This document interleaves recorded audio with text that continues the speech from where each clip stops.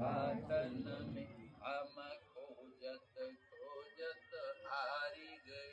वहां से भागे व्याकुल होके काशी से और जंगल झाड़ियों में घूमने लगे, कहीं भगवान मिल जाए। हम खोजत खोजत हारी गए, झलके न गुहा आरु कानन में, न तो किसी गुहा में से मिले न जंगल। क्यों? दुनिया भर के मंदिर हैं, सब मंदिरों में गए, कहा ओ रामेश्वरम कहा क्यों उसको शंकर जी नहीं माना? नहीं काम कटा, नहीं लोभ हटा, नहीं मोह मिटा जिस दर्शन से, नहीं शांति मिली क्षण भी मन में। बताओ, तो शिव जी का दर्शन, महाकाल का दर्शन करने से शांति मिली?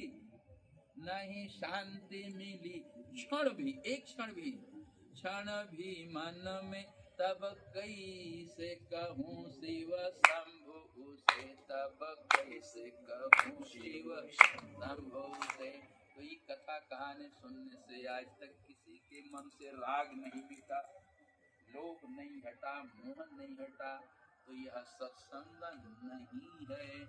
इसीलिए बिनु गुरु होई के ज्ञान की गुरुए बताए कि क्रोध कैसे उपजता है, क्रोध का बीज क्या है।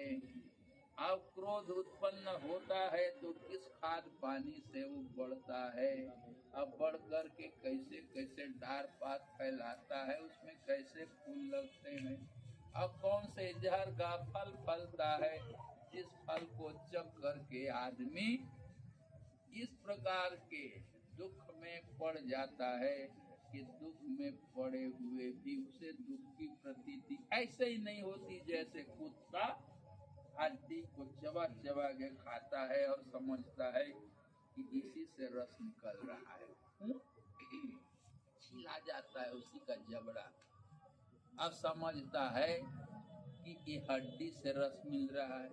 इसी प्रकार क्रोध में पड़ा हुआ जीव क्रोध के द्वारा पीसा जाता हुआ भी, सताया जाता हुआ भी, तपाया जाता हुआ भी, कराहता हुआ भी क्रोध को नहीं समझ पाता। इसीलिए रात दिन क्रोध में पड़ करके अपना सत्यानाश कराता है। उस क्रोध के कारण रहा सहा उसका धर्म भी नष्ट होता है। तो गोस्वामी जी की कोयल की वाणी है, करई क्रोध जिमि धर्म ही, क्रोध करो तो धर्म।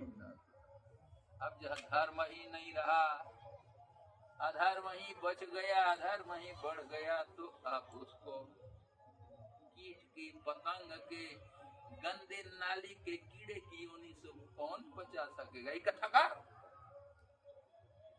बचाएगा? आड़ी टेढ़ी बात करे, अरे